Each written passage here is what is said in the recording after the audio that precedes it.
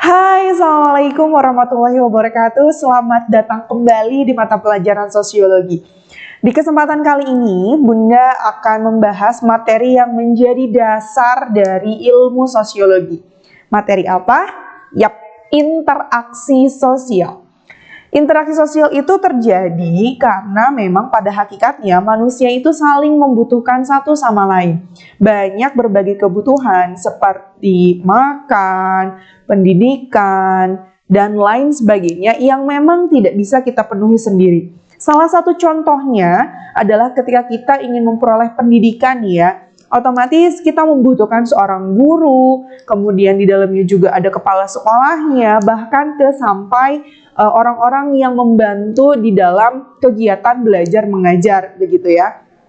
Oleh karena itu, pada hakikatnya, secara kodrati, manusia adalah makhluk sosial, yang artinya mempunyai hasrat untuk bergaul, bekerja sama, kemudian juga berkomunikasi. Karena itulah, manusia perlu melakukan interaksi, dan interaksi ini merupakan hal yang paling dasar dalam kehidupan manusia.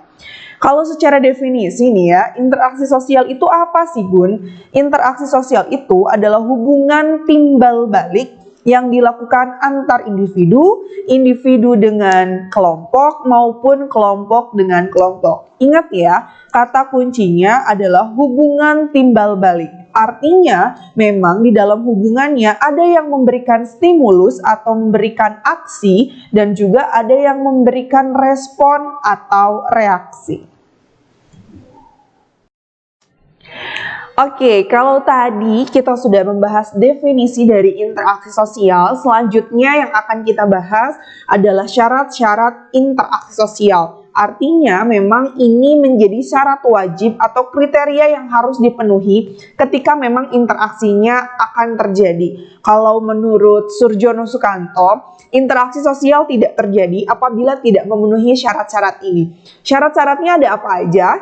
Bunda sebutnya dengan ko kuadrat atau koko. Yaitu yang pertama adalah kontak sosial dan yang kedua adalah komunikasi. Kita bahas dari kontak sosial dulu ya. Untuk kontak sosial secara bahasa Latin itu berasal dari kata cum yang artinya bersama-sama, kemudian tangere artinya menyentuh.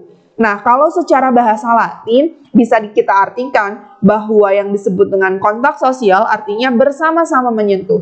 Tetapi kalau secara sosiologis, kontak sosial itu bukan berarti saling menyentuh atau memang hubungan yang harus dilakukan secara fisik. Bisa saja kontak sosial itu terjadi tanpa adanya hubungan fisik. Salah satu contohnya misalkan ketika kalian berbicara di telepon, kalian kan tidak bertatap muka langsung begitu ya. Oleh karena itu, di dalam kontak sosial itu punya dua sifat. Yang pertama, kontak sosial sifatnya positif dan negatif. Kalau sifatnya positif, artinya kontak ini mengarah kepada hal-hal yang sifatnya positif. Sementara untuk kontak sosial negatif, artinya memang kontak ini mengarah kepada hal-hal yang negatif. Itu yang pertama. Yang kedua, sifat kontak sosial itu ada primer dan sekunder. Artinya kalau kontak primer, kalian itu tidak ada perantaranya, bertemu secara langsung, face to face. Salah satu contohnya adalah ketika kalian pergi ke pasar begitu ya, bertemu dengan penjualnya langsung, menawar harga di pasarnya dan lain sebagainya. Tetapi kalau kontak sekunder memang artinya di sini ada perantaranya sampai interaksi itu terjadi. Seperti yang sekarang kita lakukan. Kita melakukan pembelajaran jarak jauh dengan perantara videonya begitu ya. Nah, itu disebut dengan kontak sekunder. Baik, selanjutnya, yang kedua adalah komunikasi. Komunikasi adalah pengiriman atau penyampaian pesan atau berita yang dilakukan oleh dua orang atau lebih ya, sehingga pesannya itu dipahami. Hal yang terpenting dalam kegiatan komunikasi adalah penafsiran perilaku. Nah, perilakunya apa Bun? Di dalamnya ada pembicaraan, ada gerakan-gerakan fisik, atau sifat-sifat, atau mungkin sikap, atau mungkin perasaan yang ingin disampaikan. Oleh karena itu, memang di dalam komunikasi ada 5 unsur yang harus dilaksanakan sehingga komunikasinya dapat terjadi.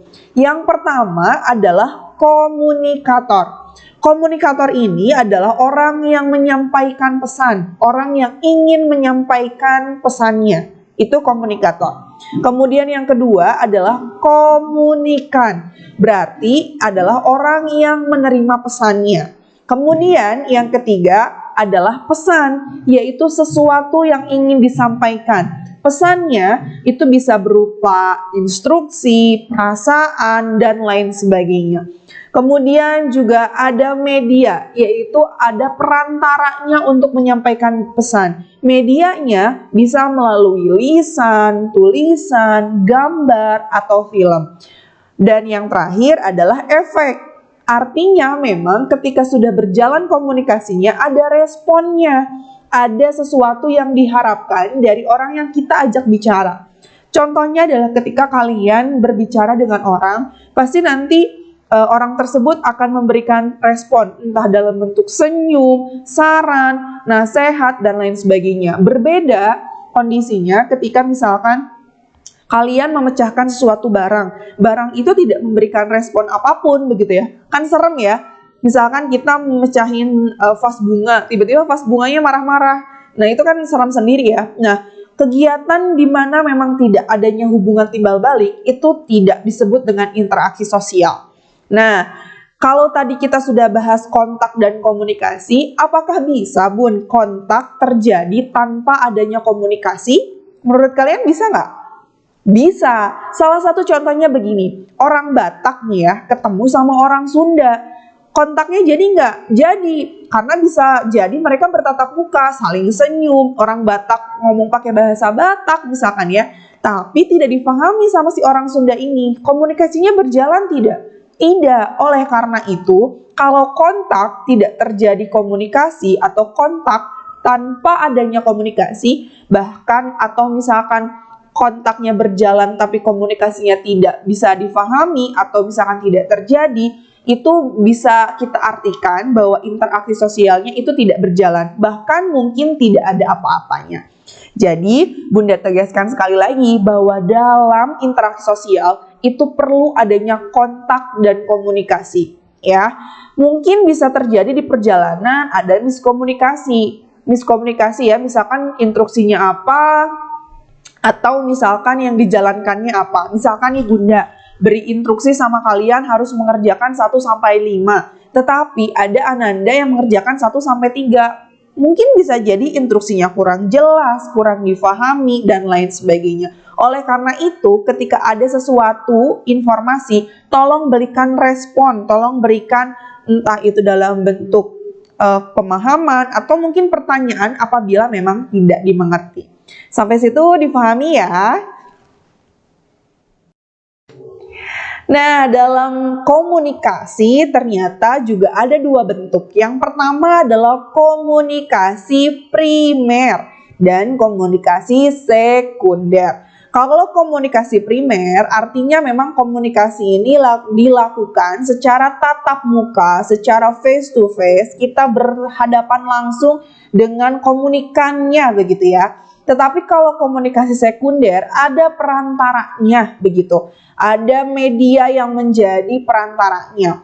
Kalau sekunder itu ada 2, ada sekunder langsung dan ada sekunder tidak langsung. Apa bedanya Bunda? Kalau sekunder langsung itu kita masih melihat bagian dari penampilan komunikannya begitu ya. Salah satu contohnya adalah ketika kalian video call.